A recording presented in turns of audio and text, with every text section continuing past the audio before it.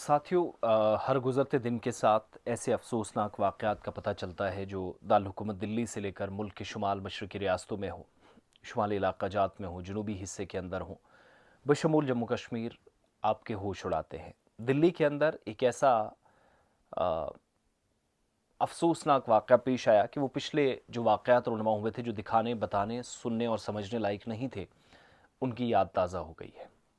और अब एक 23 साला नौजवान को मोहब्बत करना इस कदर महंगा पड़ा कि जब एक जगह से लाश मिली तो बहुत सारे लोग ये समझ नहीं सके शुरुआती लम्हात में कि अचानक इस जोड़े में भी ऐसा कुछ हो सकता है, या क्या हुआ कि जहाँ पर इसकी फैमिली के साथ या फिर किसी लड़की के साथ या फिर किसी और दोस्त के साथ बिगड़ी हो। दिल्ली का गोविंदपुरी इलाका है।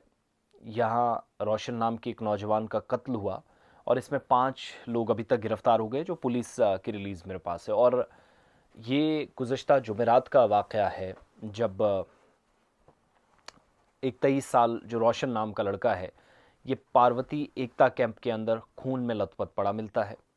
उसके बाद पुलिस को रात 9:52 पर जब इतला दी गई तो पुलिस 9:52 पर मौके पर पहुंची।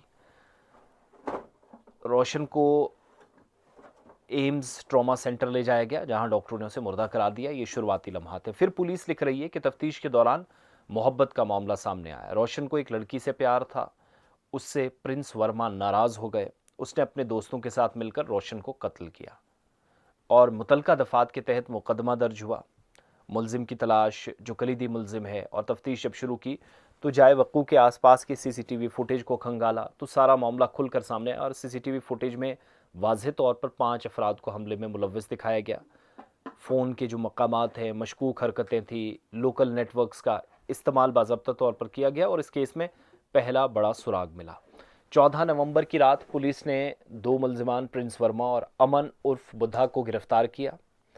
पूछगछ के बाद इंकिशाफ हुआ कि 3 और मुलजिमीन, नीरज 18 साल का, आशीष 18 साल का और अंगद 19 साल का भी इस जुर्म में मुलव्वस है। उन्हें मुख्तलिफ मकामात से गिरफ्तार किया गया, तो कुल मिलाकर 2 पहले और ये मिलाकर 5। प्रिंस ने यह भी इंकिशाफ किया कि रोशन उसकी गर्लफ्रेंड में दिलचस्पी जाहिर करता था। उससे वो बेहद परेशान था और इसलिए उसने उसके दोस्तों ने रोशन को रोकने और इससे पूछगछ करने का मंसूबा बनाया। ताहम सूरत हाल लड़ाई तक जा पहुंची और ये जो ऑल्ट्रेशन थी वो इस कदर बढ़ गई कि चाकू निकाल कर उस पर सीधा वार किया प्रिंस ने। और रोशन, यानी प्रिंस की गर्लफ्रेंड के साथ रोशन भी मोहब्बत करता था। बात खुलकर लास्ट में सामने आई। मुलजिम का प्रोफाइल भी चौंका देने वाला है। प्रिंस अपने वालिद के साथ ट्रक ड्राइवर के तौर पर काम करता था। नीरज, आशीष और अंगद योमिया उजरत पर या डेली वेजेस के तौर पर काम कर रहे थे, मजदूर थे। और पुलिस रिकॉर्ड में कोई साबिका मुजरिमाना तारीख नहीं मिलती और वारदात में होने वाला जो इस्तेमाल किया गया चाकू है वो भी पकड़ा गया। ये तो एक बात थी। इसी तरीके से एक और केस इसी तरीके से अनफॉर्चुनेट जो सामने आया, एक खातून जिसने अपने मंगेतर को, कुछ दिनों के बाद शादी थी, यानी 15 तारीख को शादी होनी थी, जो 15 गुजर गया। गुजरात का भावनगर इलाका है और टिकरी चौक का हिस्सा।